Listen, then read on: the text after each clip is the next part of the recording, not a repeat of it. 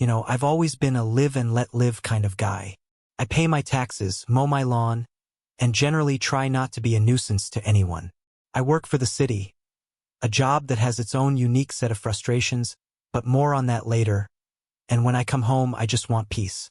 My little slice of suburban tranquility. That's all I ask. So, when I decided to replace my old, rotting fence, I did it by the book. I'm talking permits pulled, zoning ordinances checked, material specifications cross-referenced, the whole 9 yards. It wasn't just any fence. It was a testament to doing things right. A rather handsome 6-foot cedar privacy fence, stained a pleasant, unassuming brown. Strong, sturdy, and, most importantly, completely and utterly compliant with every single city code and HOA bylaw in existence. I should know, right? Given my line of work, if I messed that up, I'd never hear the end of it. The irony would be too delicious for my colleagues. My backyard, previously a bit exposed to the prying eyes of anyone walking down the alley, was now a private sanctuary, perfect for my weekend barbecues and for my golden retriever, Buster, to roam without me worrying he'd decide to go exploring. Life was good, or so I thought. The first inkling of trouble came in the form of Mr. Gerald Henderson, president of our esteemed Homeowners Association. Henderson was, to put it mildly, a man who enjoyed the scent of his own authority. He was retired, with apparently nothing better to do than patrol the neighborhood in his golf cart, a clipboard practically superglued to his hand, looking for infractions. We'd had minor run-ins before. The time he measured my grass with a ruler, it was a 1/4 inch too long, apparently, on a Tuesday, and the lawn service came on Thursdays. Or the passive-aggressive newsletter comments about some residents not adhering to the holiday decoration takedown schedule. My lights were down January 2nd. The deadline was the 1st. This fence, however, seemed to activate a new level of Henderson. He appeared at my property line the Saturday after the last panel was installed. I was out back, admiring my handiwork, cold drink in hand.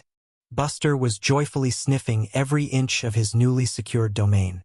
Henderson cleared his throat, a sound like gravel in a coffee grinder.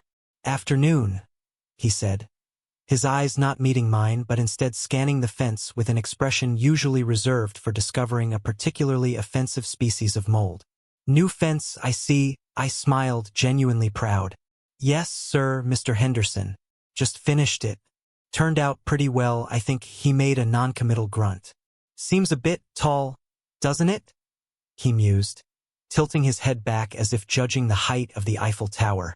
6 feet, I replied cheerfully. Exactly to code. City allows up to 6 feet for a rear privacy fence, and the HOA covenants match that. I even tapped the freshly printed copy of the relevant bylaws I'd kept handy, just in case. He waved a dismissive hand, as if such mundane things as facts were beneath his notice. "Well, it's certainly prominent. Blocks the view somewhat, wouldn't you say?" "Whose view? The view of my neighbors into my yard, or his view from his golf cart as he did his rounds?" I decided not to ask. "That's generally the point of a privacy fence, Mr. Henderson," I said, keeping my tone light. "Keeps things private," he harumphed again. "We'll see about that. The HOA has standards, We can't just have everyone erecting whatever they please. It affects property values." My smile tightened a fraction. "I assure you, Mr. Henderson, every I is dotted and every T is crossed on this one. Permits displayed right there on the gate post if you'd like to see it." He squinted at the plastic-sleeved permit like it was written in a foreign language he suspected of being insulting. "Oomph. Well, I'll be reviewing the guidelines. Expect to hear from the board if there are any discrepancies." And with that, he putt-putted away, leaving a faint whiff of self-importance and exhaust fumes. I watched him go, a small knot forming in my stomach. This wasn't just about a fence, I suspected. This was about Henderson needing to feel powerful, and my perfectly legal, perfectly lovely fence was, for some reason, a challenge to that. I just hoped he'd read the guidelines, see I was right, and move on to pestering someone about their wind chimes. Oh, how naive I was. The quiet enjoyment of my new fence lasted precisely 4 days. The first official salvo arrived via certified mail, which is always a sign that someone is trying to make a point, usually a very annoying one. It was a letter, on crisp HOA letterhead, embossed with a gold seal that probably cost more than the ink used to print the actual content. The subject line read, "Notice of violation. Unapproved structure, property line fence, unapproved?"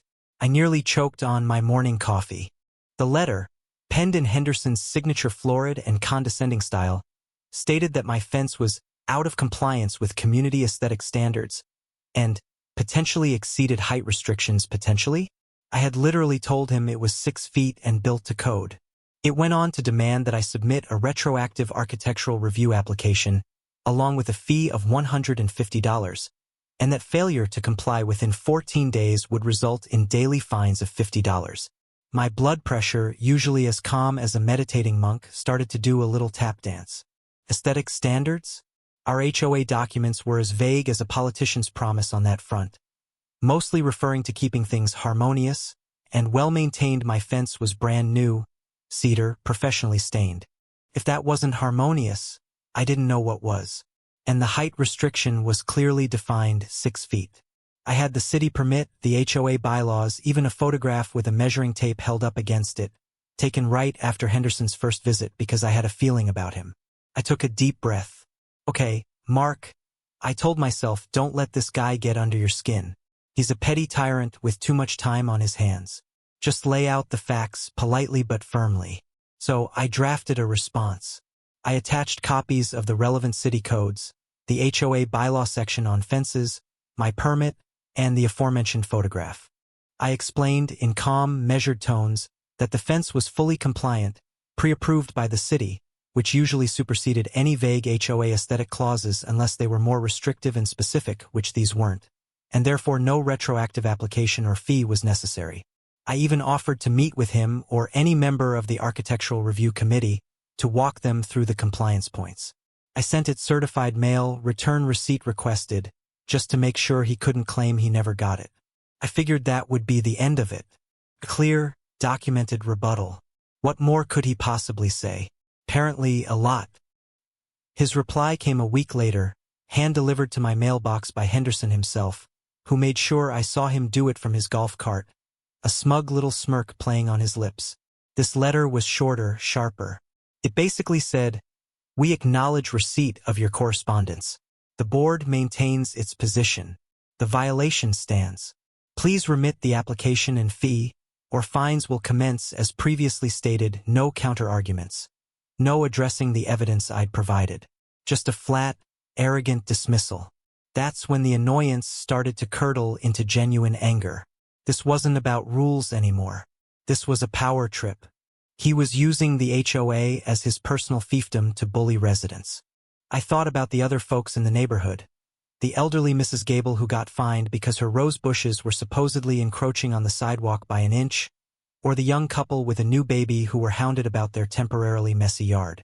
Henderson was a menace, and he was using the illusion of authority to make people miserable. My resolve hardened. He wanted to play hardball? Fine. He clearly had no idea who he was dealing with. I wasn't just some random homeowner he could push around with officious-sounding letters. My day job, the one I mentioned earlier? I'm a senior code enforcement officer for the city of Mapleton. Interpreting and enforcing municipal codes, including zoning and building ordinances, was literally what I did for a living.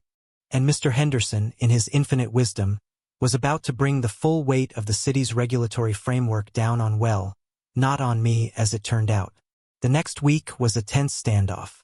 I didn't submit any application, nor did I pay any bogus fee. I half expected Henderson to show up with a posse of HOA board members and a chainsaw, but all I got were increasingly curt emails reminding me of the mounting fines. I ignored them, documenting each one meticulously. I was building my own file just in case this escalated further, which I had a strong feeling it would. My wife, Sarah, thought I should just pay the $150 to make him go away. "It's not worth the stress, Mark," she'd said reasonably.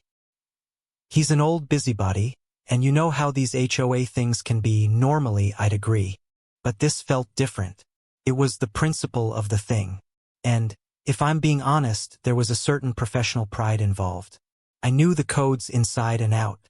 My fence was a shining example of compliance. To back down to this This tin pot dictator and his imaginary violations felt like a betrayal of everything I stood for in my job. Besides, I had a feeling Henderson wouldn't stop at $150. Give an inch and he'd take a mile, probably demand I repaint my house in HOA-approved beige next.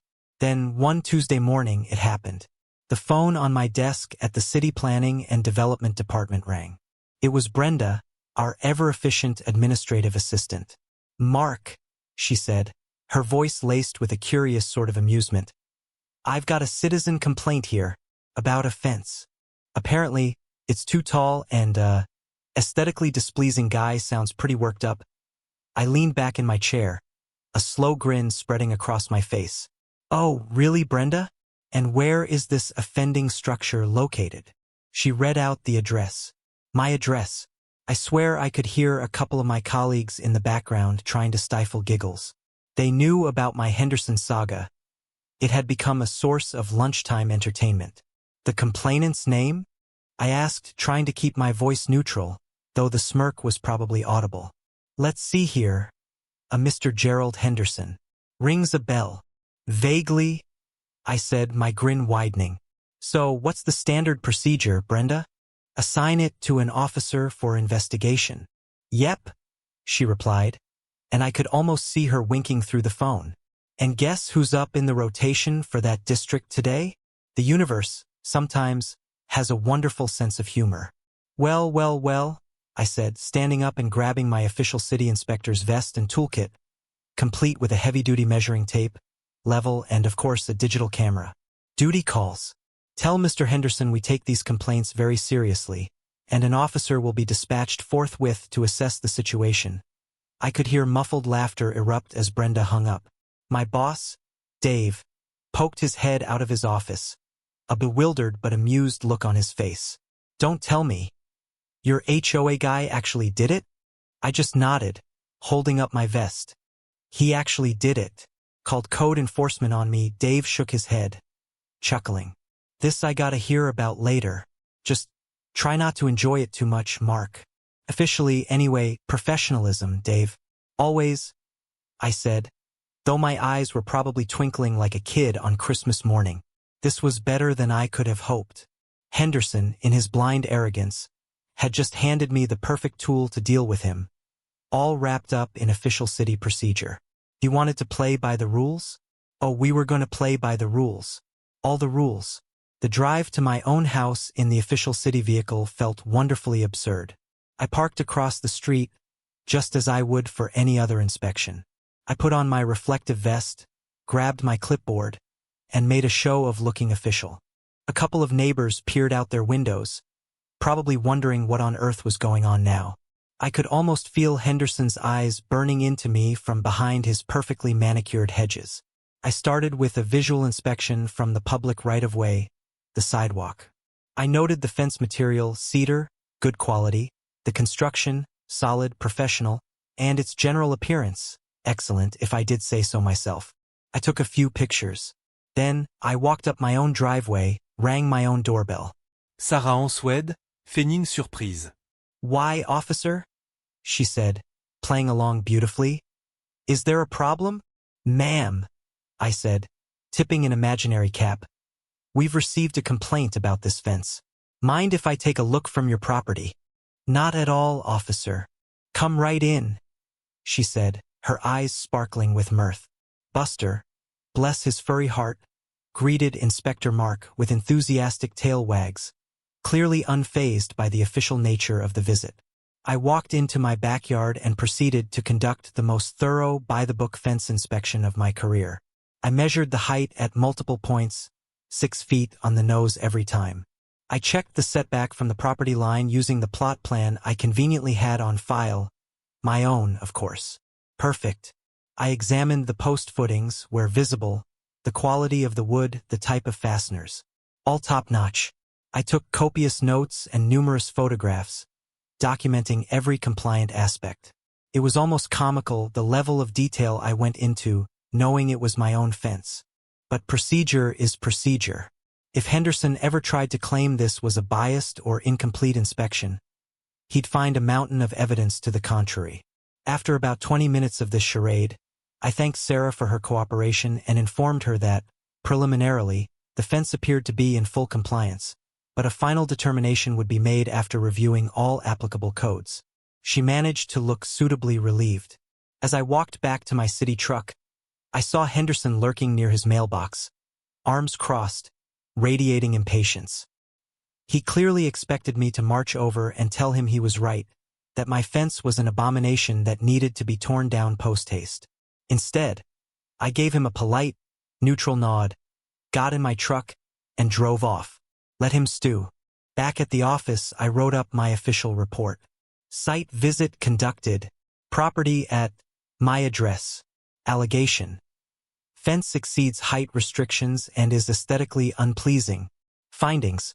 Fence height measured at 6 feet 0 inches at multiple points, consistent with municipal code section, relevant section number, allowing for up to 6 feet 0 inches for rear yard privacy fences. Materials and construction appear sound and of good quality. No violations of municipal code observed regarding the fence structure. Case closed. No violation. I made sure to file it properly, cross-referencing Henderson's initial complaint. It was a thing of beauty, that report. Pure, unadulterated, bureaucratic justice. The next step, however, was where the real fun would begin. Having dealt with the complaint against myself, my professional curiosity was piqued.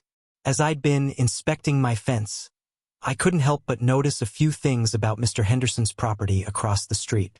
From my official vantage point, certain irregularities had caught my eye. Nothing I could act on based on that cursory glance, of course. But it was enough to make me think that perhaps Mr. Henderson, so keen on enforcing rules upon others, might not be living in a glass house that was entirely up to code itself. And as a diligent code enforcement officer, if I had reasonable suspicion of violations, I had a duty to investigate. Didn't I? My professional curiosity wasn't just a fleeting thought. It was more like a persistent little itch that needed scratching. During my official but slightly theatrical inspection of my own fence, while meticulously documenting its utter compliance, my gaze had, quite naturally, strayed across the street to Mr. Henderson's domain. And from the public right-of-way, certain things stood out to a trained eye. His house was one of those older, sprawling ranch-style homes, but with several additions and modifications that looked haphazard. There was a rather large deck at the back, part of which was visible from the street over his lower side fence. It seemed unusually high, and the railings looked a bit on the spindly side. Then there was the elaborate newish portico over his front door, quite grand, but I didn't recall seeing any permit applications for something that substantial coming through our department recently. And the way his new paver driveway met the sidewalk looked like it might be causing some minor drainage issues onto the public walkway whenever it rained heavily. These were just initial observations, of course, nothing concrete. But Henderson had made this official. He'd dragged the city into his petty squabble. He'd questioned my integrity and my adherence to the law. It seemed only fair, only professionally diligent, that if potential code violations existed on his property, they should be investigated with the same rigor he expected for others. So, the next morning I did what any responsible code enforcement officer would do. I pulled up the property file for Mr. Gerald Henderson at his address. Our digitized records went back quite a way, and I spent a good hour cross-referencing permits on file with the visible structures on the satellite imagery and my own recent Street View recollections. Bingo! There was a permit for a small 10 by 12-foot ground-level patio from about 15 years ago. But the deck currently attached to his house, the one I'd glimpsed, was clearly a multi-level affair, easily 3 times that size and definitely not ground level. No subsequent permits for deck expansion or reconstruction. Interesting. The grand portico? Not a sausage. No permit application, no inspections, nothing. This was getting juicier. As for the driveway, no specific permit was required for repaving with similar materials if it didn't alter drainage, but if it created a new drainage problem onto public property, that was a different story, a violation of public works standards, often enforced by us if it became a nuisance or hazard. I now had more than enough reasonable suspicion to warrant an official site visit. This wouldn't be a retaliatory fishing expedition. This would be standard procedure. I discussed my findings with Dave, my boss. He listened patiently, a small smile playing on his lips. So, Henderson's castle might have a few structural issues, eh? Potentially, Dave. Potentially. I think a closer look is warranted. Strictly by the book, he nodded. All right, Mark. Do your job. Just keep it professional. Document everything meticulously. If there are violations, they're violations, regardless of who the owner is or what precipitated the inspection. That was all the green light I needed. The following day, I drafted an official notice of intent to inspect for Mr. Henderson's property, citing the potential violations observed: unpermitted deck construction, unpermitted portico, potential driveway drainage issues. I listed the relevant city ordinance codes he might be in contravention of. The notice informed him that an inspector, me, though it didn't specify by name, just a city code enforcement officer, would be conducting an exterior inspection of his property within the next 72 business hours and requested that he ensure access to the exterior areas, particularly the rear yard for the deck inspection. I sent it via certified mail, return receipt requested, and also posted a copy on his front door, as per standard procedure when we had strong reason to believe violations existed that needed timely assessment. The delicious irony of him receiving an official city notice, almost identical in tone and seriousness to the HOA nonsense he'd been sending me, was not lost on me. I could almost picture his face when he read it. The self-important HOA president, the stickler for everyone else's adherence to rules, was now on the receiving end of a legitimate, enforceable code investigation. The hunter had become the hunted, so to speak, though in this case, the hunter was simply the dispassionate application of municipal law. I made sure my own emotions were kept in check, at least outwardly. This wasn't personal, this was procedural. But inwardly? Oh, inwardly, I was looking forward to conducting that inspection with immense professional satisfaction. The certified mail receipt for the notice of intent to inspect came back signed by a G. Henderson within 2 days. The 72-hour window for the inspection was now open. I decided to give it until the last possible afternoon, partly because my schedule was genuinely busy, and partly, I admit, to let him simmer a bit.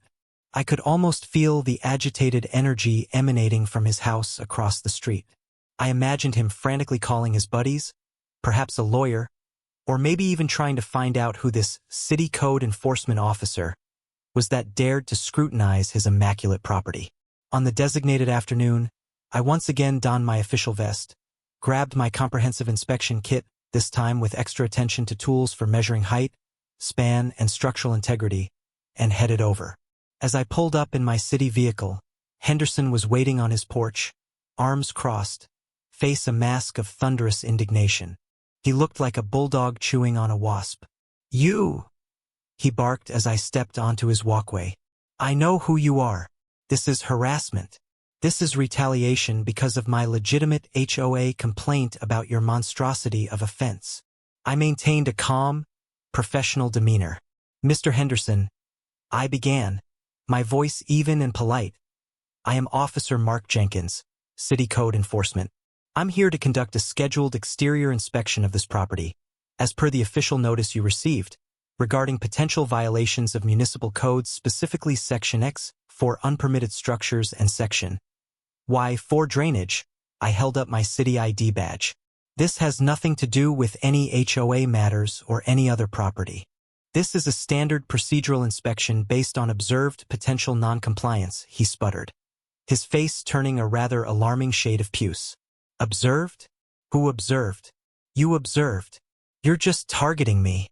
"Sir, observations of potential violations can be made by any city staff in the course of their duties, or reported by citizens. Once a credible concern is raised, we are obligated to investigate. My only interest here is ensuring compliance with city codes for safety and public welfare. May I proceed with the exterior inspection, particularly the rear deck area?" He looked like he was about to explode, but some small, flickering ember of self-preservation seemed to kick in. He knew, deep down, that refusing access to a warranted inspection could lead to court orders and a much bigger mess. "Fine," he snapped. "Look all you want. You won't find anything. This house is perfect." Famous last words. I started with the portico. It was, as I suspected, a substantial addition. Beautifully crafted, I'd give it that, but no permit meant no structural inspections during construction. I noted its dimensions, the support columns, how it was tied into the existing roofline. All documented with photos and notes. Then the driveway. I used my level. Sure enough, the new pavers had created a slight but definite reverse slope towards the public sidewalk in one section, with clear evidence of sediment runoff onto the concrete. Another note, more photos. Finally, the main event, the deck. Henderson grudgingly unlatched his side gate, his eyes boring holes into my back as I walked into his yard. And oh, what a deck it was. It wasn't just unpermitted. It was a veritable cornucopia of code violations. The support posts were undersized for the load they were carrying, and some were resting on those precast concrete deck blocks simply placed on the soil, a huge no-no for a deck of this height. The ledger board attachment to the house looked suspicious. I couldn't see proper flashing or the correct bolting pattern from my vantage point, suggesting potential water intrusion issues into the house structure itself.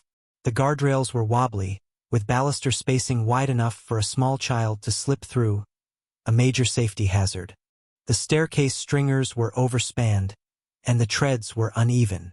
It was, frankly, a disaster waiting to happen. I meticulously documented every single violation. Incorrect post footings, improper ledger attachment, insufficient guardrail height and strength, incorrect baluster spacing, overspanned joists, unsafe staircase construction. I took dozens of photos, made detailed sketches, and took precise measurements. Henderson hovered nearby, fuming silently at first, then starting to mutter. That deck has been there for years. Never had a problem. Sir, I said, without looking up from measuring a particularly alarming gap in the railing. The age of a non-compliant structure doesn't negate the violation or the safety risks. These codes are in place for a reason. By the time I was finished, my clipboard was full, and my camera's memory card had a healthy collection of incriminating evidence. Henderson looked less defiant now, and more worried. A little green around the gills, actually. The bluster was deflating, replaced by a dawning awareness that this was serious. So, he said, his voice noticeably less bombastic, what happens now? I'll compile my findings into an official report, Mr. Henderson, I explained calmly. If violations are confirmed, you'll receive a notice of violation detailing the specific issues, the relevant code sections, and the required corrective actions, along with a timeline for compliance. I gave him another polite, professional nod. Thank you for your cooperation today, and I left him standing there, amidst the splendor of his potentially collapsing, thoroughly illegal deck. The drive back to the office was quiet, but filled with a profound sense of order. This wasn't about revenge. It was about the impartial application of the law. Gerald Henderson, who wielded his HOA rules like a weapon, was about to find out what it felt like to be on the wrong side of actual enforceable regulations. And I had a very detailed report to write. The next morning, I dedicated myself to compiling the official notice of violation and order to comply for Mr. Gerald Henderson. This wasn't a task I rushed.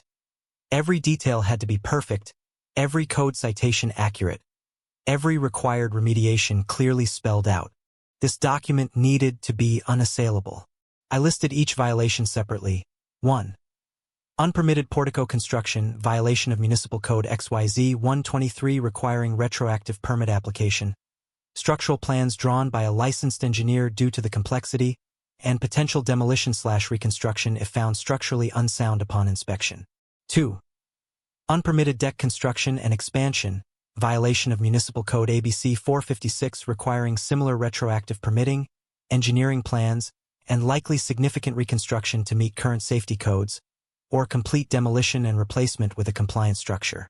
I detailed the specific failures: inadequate footings, improper ledger board attachment, non-compliant guardrails, height, spacing, strength, unsafe staircase. 3. Improper driveway drainage, violation of Public Works Standard PQR 789, requiring regrading of the affected driveway section to ensure proper water runoff away from public sidewalk, or installation of an approved drainage system. For each violation, I specified a compliance deadline: 30 days to submit permit applications and plans, and 90 days for completion of all corrective work, subject to city inspections and approval. Failure to comply would result in daily accruing fines, considerably more substantial than his trumped-up HOA fees, and could eventually lead to the city abating the violations at his expense, with a lien placed on his property. This was serious business. I attached copies of the relevant code sections and a selection of the photographs I'd taken as evidence. The whole package ran to about 10 pages. Before sending it out, I had Dave, my supervisor, review it. He read through it carefully, nodding slowly. Thorough, Mark. Very thorough. And entirely by the book. He looked up at me. He's not going to like this. I imagine not, Dave, I said. But he built it, or rather, didn't build it according to code. These are legitimate safety and structural concerns. Oh, I know, Dave said. Just brace yourself for the fallout. People like Henderson don't take kindly to being told they're wrong, especially when it's going to cost them.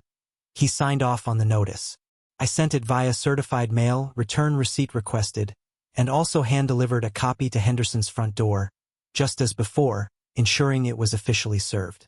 The silence from across the street for the next few days was almost deafening. I imagined a lot of sputtering, frantic phone calls, and perhaps even some desperate perusal of city ordinances he'd previously ignored. Then, the expected explosion occurred. It wasn't a direct confrontation with me, not at first. Instead, my boss, Dave, got a call. It was Henderson, absolutely apoplectic. Dave put him on speakerphone in his office and gestured for me to come in and listen. This is an outrage, Henderson bellowed, his voice cracking with fury. Your inspector, Jenkins, is clearly abusing his position. This is a vendetta. He's targeting me because I, as HOA president, dared to question his illegal fence. This is harassment of a civic leader. Dave listened patiently, occasionally saying or I see. When Henderson finally paused for breath, Dave responded in his calm, managerial tone. Mr. Henderson, I understand you're upset. However, Officer Jenkins conducted an inspection based on observed potential violations, as is standard procedure. He has thoroughly documented his findings, with photographic evidence and specific code citations. I have personally reviewed his report, and the violations noted appear to be legitimate concerns that require remediation for safety and compliance with city law. But he only looked because of my fence. Henderson shrieked. That's a conflict of interest. It's retaliation. Mr. Henderson, Dave said, his voice firming. The origin of an observation doesn't invalidate a genuine code violation. If your property is not in compliance, it needs to be brought into compliance, regardless of how it came to our attention. Officer Jenkins followed all departmental protocols. The city has a responsibility to ensure all structures meet safety standards. We treat all properties and citizens equally under the law. Henderson then tried a different tack, implying he had friends in high places at City Hall, that he was a respected community figure, and that this persecution would not stand. Dave was unfazed. The compliance process is clearly outlined in the notice you received, Mr. Henderson. You have the right to appeal through the standard channels, which are also detailed in the notice. However, an appeal does not typically stay the requirement to address immediate safety hazards, such as those identified with your deck. After a few more minutes of fruitless blustering and veiled threats, Henderson slammed the phone down. Dave looked at me and sighed, though there was a hint of a smile. Well, that was predictable. He'll probably try to go over my head next. Maybe the city manager or even a council member. Let him, I said. The violations are real. The documentation is solid. And he was the one who insisted on bringing city code enforcement into our little neighborhood dispute. Dave nodded. Just keep your cool, Mark. Let the process work. He's dug his own hole here. The process, however, was about to get a little more public. Henderson, realizing he wasn't getting any traction through official channels by crying foul, decided to take his case to the court of neighborhood opinion. He called an emergency HOA meeting. The agenda, circulated via email, was ominously titled, Addressing Unwarranted External Interference and Upholding Community Standards. I knew exactly who the unwarranted external interference was supposed to be. The emergency HOA meeting was scheduled for a Thursday evening in the community clubhouse, a slightly dated but generally pleasant facility.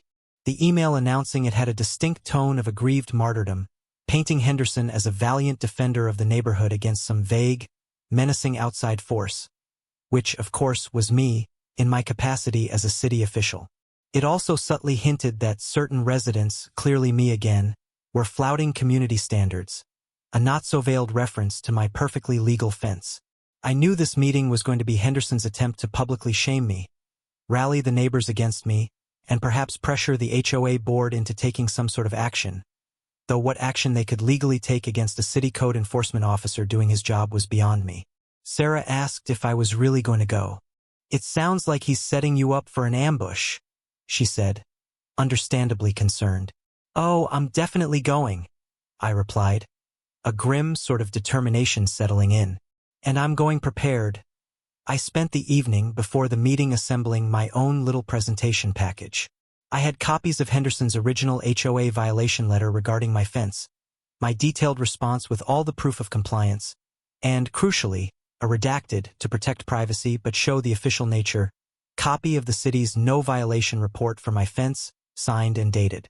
Then, I prepared a separate, very concise summary of the actual city code violations found on Mr. Henderson's property, complete with a few illustrative, but not overly dramatic photos of the most glaring safety issues on his deck, like the wobbly railings and wide baluster spacing. I wasn't planning to proactively air his dirty laundry, but if he tried to paint me as the villain or misrepresent the situation, I needed to be ready to set the record straight with facts. When I walked into the clubhouse, the atmosphere was thick with anticipation. About 30 residents were there, a decent turnout. Henderson was at a table at the front, flanked by 2 other board members who looked distinctly uncomfortable. He gave me a cold, hard stare as I took a seat near the back. He opened the meeting with a rambling, self-pitying monologue about his tireless service to the community, the importance of upholding property values, and how certain individuals seemed to think they were above the rules. He never mentioned my name directly in this preamble, but his insinuations were clear.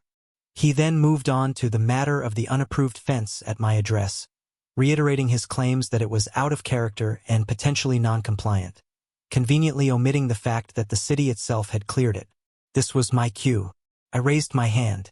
"Mr. Henderson," I said, my voice calm but carrying through the room. "Regarding the fence at my property, I believe there might be some outdated information being presented." Henderson scowled. "This is an HOA meeting, Mr. Jenkins, to discuss HOA matters." "Indeed," I replied. "And since you brought up my fence as an HOA matter and alleged non-compliance, I feel it's important for the residents here to have the full picture. After you contacted the city to report my fence, a full inspection was conducted by city code enforcement." I held up the no-violation report. "This is the official finding from the city. It states, and I quote, 'No violations of municipal code observed regarding the fence structure. Case closed. No violation. The fence is fully compliant with all city and HOA regulations.'" A murmur went through the crowd. Henderson's face tightened. "That's one interpretation," he began, but I pressed on. "It's not an interpretation, Mr. Henderson. It's the official, legally binding determination of the city agency you yourself involved. My fence is legal and compliant. End of story." I then addressed the residents. "I understand Mr. Henderson has also alluded to unwarranted external interference. I assume he's referring to the recent code enforcement actions concerning his own property." Henderson jumped in. "This is precisely what I'm talking about. Retaliation. He's using his city position to harass me." "Mr. Henderson," I said, my voice still level, "allow me to clarify. As a code enforcement officer, if I observe potential violations of city code that pose safety risks or contravene municipal law, I have a professional and legal obligation to investigate, regardless of who the property owner is. During the course of official city business related to your complaint about my fence, certain potential issues on your property became apparent from the public right-of-way." I paused, letting that sink in. "A subsequent, thorough inspection of your property, conducted with your presence, Mr. Henderson, revealed several significant and serious code violations. These are not minor aesthetic issues, like you tried to claim about my fence. These are documented structural and safety deficiencies, including an unpermitted, improperly constructed multi-level deck with serious safety hazards such as inadequate railings that could lead to injury, and an unpermitted front portico. Among other issues, I held up the summarized list, not distributing it yet, but making sure people could see I had documentation. These violations have been formally communicated to Mr. Henderson in a notice of violation from the city, requiring corrective action to ensure the safety and legality of those structures. The room was silent now, all eyes on Henderson, whose face had gone from red to a pale, pasty white. The two board members beside him looked like they wanted the floor to swallow them. One of them, a quiet woman named Mrs. Davis, finally spoke up. "Gerald," she said, her voice trembling slightly, "is this true? Are there actual safety violations on your property that the city has cited?" Henderson sputtered. It's a misunderstanding. Overzealous bureaucracy. They're making mountains out of molehills." "Mr. Henderson," I interjected gently but firmly, "a wobbly guardrail on a high deck that a child could fall through is not a molehill. An unpermitted structure that hasn't undergone safety inspections is not a misunderstanding. These are real issues, with real consequences if not addressed." That's when the tide truly turned. Old Mr. Abernathy from down the street, who Henderson had once fined for having a non-conforming bird bath, cleared his throat. "Well, Gerald," he said, his voice surprisingly strong, "it seems to me like you're mighty quick to point fingers about other folks' perfectly good fences, but maybe you should have been paying more attention to your own house falling down around your ears." A few nervous chuckles rippled through the room, then some outright laughter. The carefully constructed image of Henderson as the righteous defender of community standards was crumbling before his very eyes. He looked utterly defeated, staring down at the table, his bravado gone. The meeting didn't last much longer after that. The unwarranted external interference was now clearly understood to be legitimate city business, and the primary source of non-compliance in the spotlight was the HOA president himself. The aftermath of that HOA meeting was, to put it mildly, transformative for our little neighborhood. Henderson's authority, already teetering, completely collapsed. He had tried to use the meeting as a stage for his own vindication and my public shaming, but it had backfired spectacularly. Instead, he was the one left exposed and humiliated, his hypocrisy laid bare for all to see.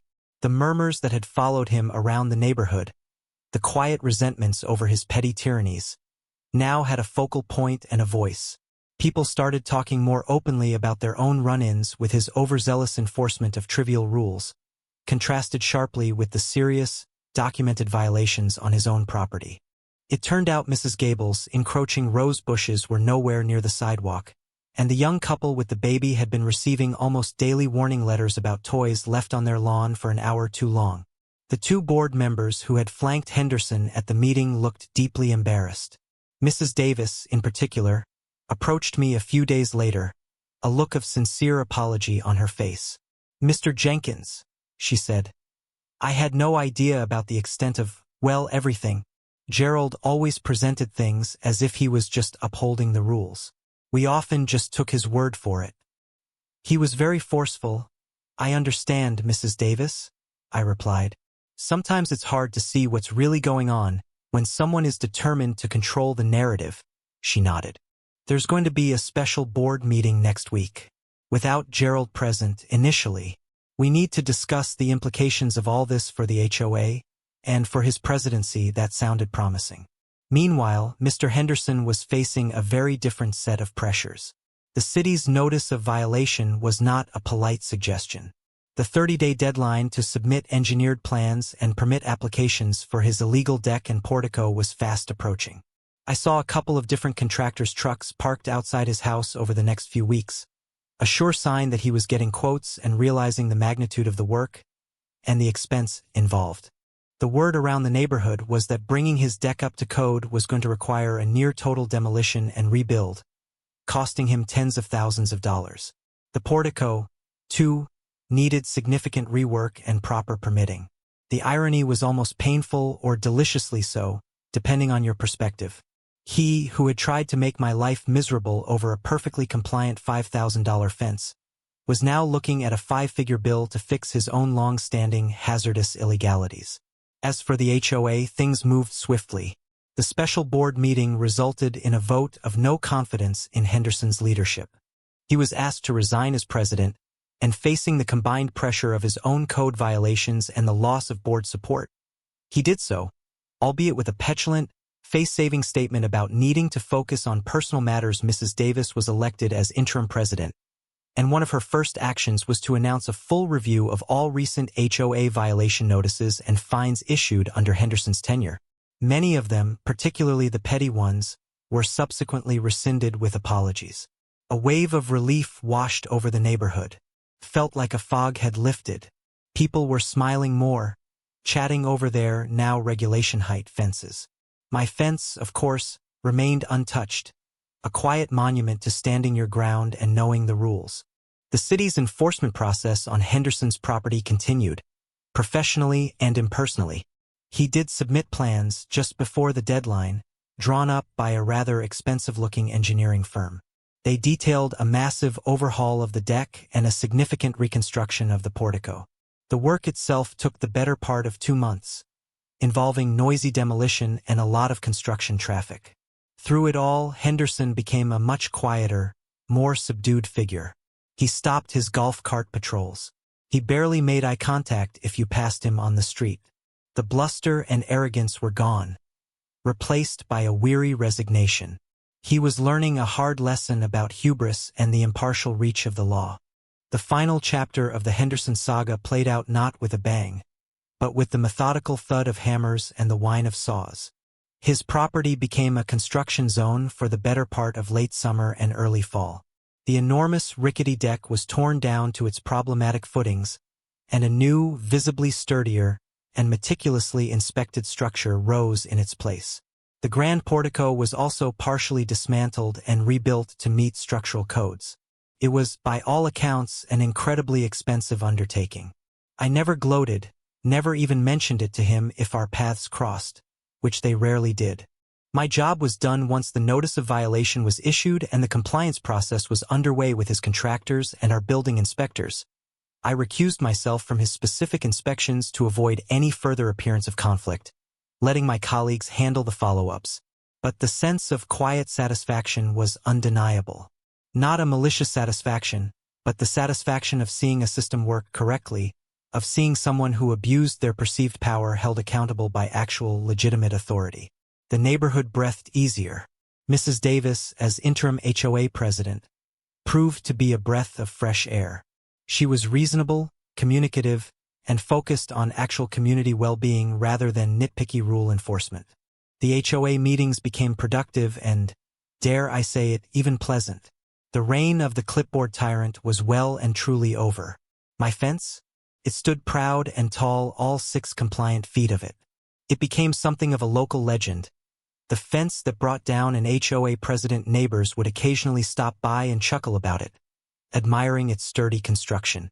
Buster certainly enjoyed the continued security and privacy of his backyard. Sometimes, I'd sit out there in the evening, a cool drink in hand, just like that day Henderson first accosted me, and I'd reflect on the whole absurd, stressful, yet ultimately gratifying ordeal. It reaffirmed a few key beliefs for me. Firstly, knowledge is power. Knowing my rights, knowing the codes inside and out, was my primary defense. Without that, I might have been just another resident bullied into submission. Secondly, standing up to bullies, even petty ones in positions of minor authority, is important. It's not always easy, and it often requires patience and a thick skin, but if you let them run roughshod, they'll just keep doing it. And thirdly, there's a profound satisfaction in seeing poetic justice unfold, especially when the antagonist engineers their own downfall through their arrogance and overreach. Henderson tried to use the rules as a weapon against me, and in doing so, he inadvertently shone a spotlight on his own egregious disregard for far more serious regulations. He called code enforcement on my perfectly legal fence, and in doing so, he effectively called code enforcement on himself. You really can't make this stuff up. Life in the neighborhood returned to a more peaceful normal. Henderson eventually sold his house the following spring and moved away, reportedly to a condo complex with no yard to maintain and, presumably, a very different HOA structure. I can't say anyone was sad to see him go. His departure marked the true end of an era of petty grievances. So what's the moral of the story? Maybe it's know before you build. Maybe it's don't start nothing, won't be nothing. Or maybe it's just a reminder that sometimes the person yelling loudest about everyone else's infractions is the one with the most to hide. For me, it's a story I'll tell for years. A perfect example of how a little bit of specialized knowledge, a refusal to be pushed around, and a healthy dose of irony can lead to a very satisfying outcome. And every time I look at my beautiful 6-foot, fully compliant cedar fence, I can't help but smile. It's more than just a fence. It's a symbol of quiet victory and a reminder that sometimes the good guys and their good fences actually do win. Thanks for listening to my little tale of suburban warfare. It just goes to show you never know who you're dealing with, so it's probably best to make sure your own house is in order before you start throwing stones, or, in this case, HOA violation notices.